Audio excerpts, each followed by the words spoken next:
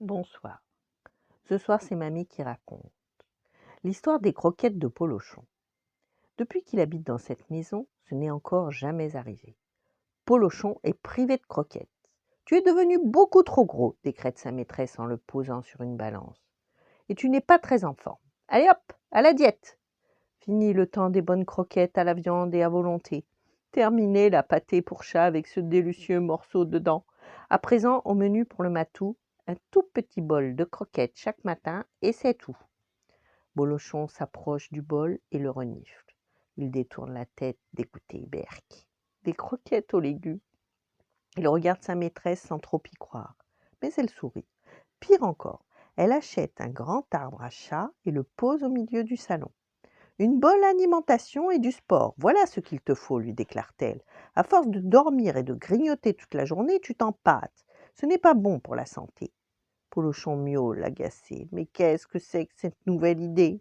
Lui, il n'aime que son canapé et ses croquettes. À peine sa maîtresse sortie, Polochon file dans la cuisine. Il sait que ses croquettes préférées sont enfermées dans un placard. Il suffit de les récupérer. Le chat n'a pas l'intention de se laisser faire. Zut, c'est haut, se dit Polochon en regardant le placard. Qu'à cela ne tienne, il prend son élan pour sauter sur la table de la cuisine.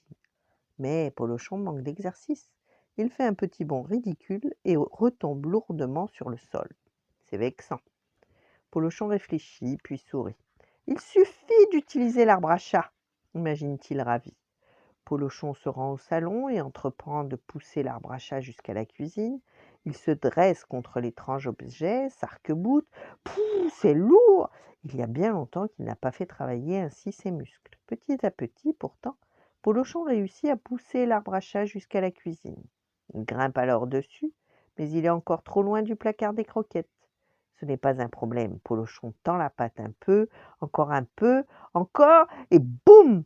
Il s'écrase sur le sol de la cuisine. C'est vexant. Polochon réfléchit à nouveau. Tout seul, il n'y arrivera jamais, c'est certain. J'ai qu'à demander de l'aide aux autres chats du quartier, s'exclame-t-il confiant. Il sort alors sur le balcon et miaule longuement. Cependant, comme il ne connaît personne et que donc personne ne lui répond, Polochon décide d'aller directement chercher les autres chats du quartier. Prudemment, il grimpe sur la balustrade du balcon. Oh, c'est dangereux. Son sens de l'équilibre n'est plus ce qu'il était, et quand il regarde au bras, il a le vertige. Mais Polochon a faim. Il serre les dents, ferme les yeux et saute sur le balcon voisin. Salut, lance-t-il à un chat angora qui se prélasse à la fenêtre. Une opération croquette, ça te dirait? Croquette? Je te suis. De balcon en balcon, de toit en toit, Polochon recrute ainsi 5 chats qui le rejoignent dans la cuisine.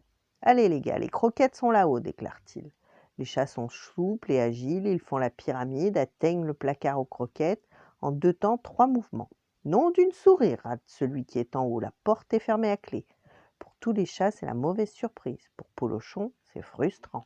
Mais qu'est-ce que je vais pouvoir manger? Cela demande-t-il. Ben, viens avec nous. Chasser les souris, lui propose alors le bel angora. Polochon réfléchit. Chasser les souris? Il y a bien longtemps qu'il n'a plus fait ça.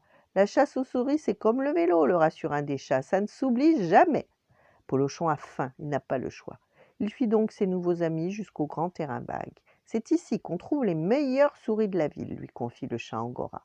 Polochon se lèche d'avance les babines, mais la chasse est difficile. Il a perdu son flair et sa rapidité. Le temps qu'il repère une souris et qu'il bondisse dessus, elle a disparu en lui faisant un pied de nez.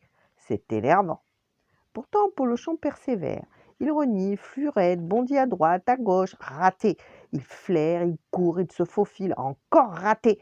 Il hume l'air, fouillette partout, jaillit de sa cachette, et encore raté. Les autres chats le regardent faire et se désolent pour lui, mais Polochon ne semble pas se désespérer. Au contraire, il redouble d'ardeur. En réalité, Polochon s'amuse. Il s'amuse follement même. Cela fait un temps infini qu'il n'a pas passé un aussi agréable moment. Et puis soudain, paf! Polochon bondit et s'exclame ravi. J'en ai une! Au bout de sa patte, pas de souris ni de mulot, mais une araignée toute noire et toute velue. Ce n'est pas gros du tout et pas très ragoûtant, mais c'est déjà mieux que les croquettes aux légumes. Polochon est heureux. Il lui semble qu'il n'a jamais rien mangé d'aussi bon depuis longtemps. Même ses croquettes préférées ne lui ont jamais paru aussi délicieuses. À la fin de la journée, Polochon est épuisé. À demain, lui proposent les autres chats du quartier. À demain, oui, promet le chat trop heureux. On s'est bien amusé.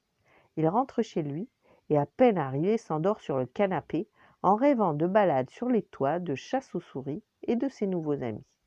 Un repas équilibré et du sport, a dit sa maîtresse. Après tout, oui, Polochon est d'accord, mais ce sera avec sa méthode à lui et en compagnie de ses nouveaux amis. Voilà. Bonne nuit, faites de beaux rêves et à demain.